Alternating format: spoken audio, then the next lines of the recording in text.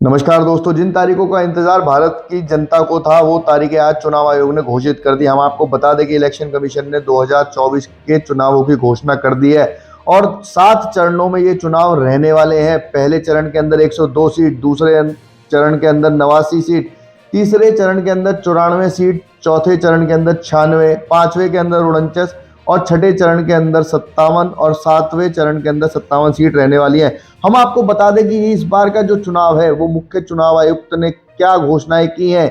उन्होंने 4M का भी फॉर्मूला इस बार देश को दे दिया है, बता दिया है कि 4M जो चुनावों के अंदर बड़ी समस्या शुरू करते थे उनको भी इस बार बहुत बारीकी से नजर रखा जाएगा और इनको रोका भी जाएगा। 4M के अंदर आता है, पहला आता है मसल, दूसरा आता है मनी, तीसरा आता है मिस इन्फॉर्मेशन और चौथा आता है MCC वायलेशन। हम आपको बता दें मसल, ये एक ऐसा शब्द इस बार आप सुन रहे हैं जिससे कि आप पहले कभी चुनाव आयोग ने इस बात को नहीं इतनी तेजी जोर दिया था, लेकिन इस बार चुनाव आयोग मसल मतलब कि किसी भी तरह की गुंडई, किसी भी तरह की बूथ कैप्चरिंग, किसी भी तरीके की वहां इलाके के अंदर कोई घटना को स्वीकारने के लिए चुनाव आयोग तैयार नहीं है। इसीलिए आप देख भी रहे होंगे कि जब पिछली बार के चुनाव हुए, घोषणा हुई थी, तब वोटिंग 38 दिन हुई थी और इस बार वोटिंग 43 दिन हो रही है। मतलब यही साफ है कि सुरक्षा को कितना ध्यान में रखा गया है। चुनाव आयोग कोई भी ऐसा काम नहीं चाहता जिससे कि चुनाव के अंदर कोई भी हिंसा भड़के। हम आपको बता दें कि इसके लिए चुनाव आयोग ने 24x7 इंटीग्रेटेड कंट्रोल रूम भी बनाया है हर डिस्ट्रिक्ट के अंदर, जहां पर एक अधिकारी वहां पर मौजूद रहेंगे किसी भी स्थिति से निपटने के लिए, कोई भी एक्शन लेने के लिए। और इसके अंदर नेट, ये सब आप स्क्रीन पर देख रहे हैं कि क्या क्या चुनाव आयोग मसल को रोकने के लिए करने वाला है, आप सब देख सकते हैं। इस बार चुनावों में माना जा रहा है कि कोई भी हिंसा नहीं होगी और किसी भी हिंसा को चुनाव आयोग बर्दाश्त नहीं करेगा। हम आपको बता दें, दूसरी बात चुनाव आयोग ने बहुत महत्वपूर्ण की जो की थी पैसे की। चुनाव आयोग ने एक आंकड़ा भी सामने रखा जिसमें बताया कि पिछले कुछ इलेक्शनों में 3400 करोड़ रुपए पकड़े गए थे, जो कि चुनाव आचार संहिता लगने के बाद ये पैसे चुनाव आयोग के पास जमा हुए, जिसमें कि आप आंकड़ा भी देख पा रहे हैं कि जिसमें राजस्थान में 704 करोड़, नागालैंड में 50, तेलंगाना में 778, मध्य प्रदेश में 332, गुजरात के अंदर 802, हिमाचल प्रदेश में 57, त्रिपुरा में 245 करोड़, कर्नाटका में 384 करोड़, मिजोरम में 123, छत्तीसगढ़ में 78, मेघालय में 74।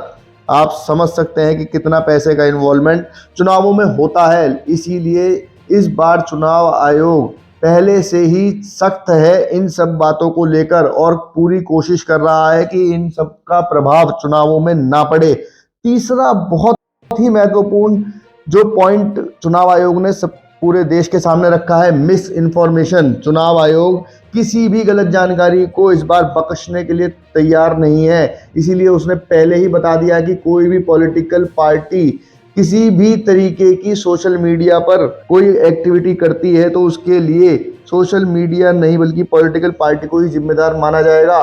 आप देख सकते हैं कि इसमें 5 से 6 बिंदुओं को रखा गया है। हम आपको पढ़कर भी बता दें, originator of fake news to be deal with severely as per extent laws के अकॉर्डिंग ही उस पर कार्रवाई होगी। कोई भी सोशल मीडिया पर अगर मिस इन्फॉर्मेशन चुनावों के मद्देनजर जनता के सामने रखता है, कितना भी बड़ा सोशल मीडिया इन्फ्लुएंसर हो, उसके खिलाफ कानूनी कार्रवाई करने के सख्त आदेश चुनाव आयोग ने इस बार दे दिए हैं। चौथा बहुत बड़ा पॉइंट है MCC। चुनाव आयोग ने इस बार पॉलिटिकल पार्टीज को पहले ही एडवाइजरी जारी कर दी है कि उन्हें अपने चुनावी भाषणों के अंदर किन बातों का ध्यान रखना है।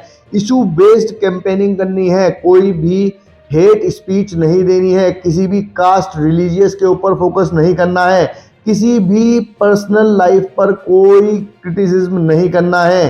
Pattern of past MCC violation to be prepare ground for civilized campaign GE24 to refrain from uncivilized and misleading ads. किसी भी कोई भी ऐसा एड नहीं बर्दाश्त किया जाएगा जो कि जनता को मिसलीड कर रहा हो। हरियाणा के अंदर 25 मई को पूरी 10 लोकसभा सीटों के लिए एक साथ वोट डाले जाएंगे। हरियाणा को छठे चरण में रखा गया है। हम आपको बता दें कि बहुत बड़ी खबर आ रही है, चुनाव आयोग इस बार पूरी सख्ती के साथ इलेक्शनों को अंजाम देने की पूरी कोशिश कर रहा है और ऐसा माना जा रहा है कि इस बार चुनाव आयुक्त सख्त हैं इस लोकतंत्र के काम कार्य को कराने के लिए। वोटर की सुविधाओं को ध्यान में रखते हुए चुनाव आयोग ने इस बार वोटिंग स्थल पर बेसिक सुविधाओं की भी पूरी कोशिश की है देने की, जिसमें कि पानी की व्यवस्था, शौचालय की व्यवस्था, महिला पुरुष के अलग अलग शौचालयों की व्यवस्था भी की जाएगी, सेल्फी बूथ की भी व्यवस्था की जाए होने वाली है।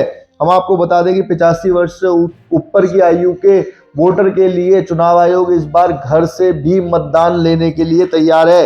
हम आपको बता दें कि पिछले कुछ वर्षों में कुछ चुनावों के अंदर चुनाव आयोग इस तरीके का कुछ एक्सपेरिमेंट कर चुका है, जिसमें कि कुछ एज से ऊपर के एज वाले व्यक्तियों का वोटिंग का जो अधिकार है वो उसको घर के माध्यम से दे सकता था। इस बार लोकसभा चुनावों में इसको इंट्रोड्यूस किया गया है। हम आपको बता दें कि चुनाव आयोग अपनी पूरी कोशिश कर रहा है विपरीत परिस्थितियों में भी चलकर अच्छे से पूरे चुनाव को कराने की। अगर आपको ये जानकारी अच्छी लगी हो तो हमारे चैनल को सब्सक्राइब करें, वीडियो को ज़्यादा से ज़्यादा शेयर करें और ऐसी खबरों के लिए हमारे साथ जुड़े रहें। धन्यवाद।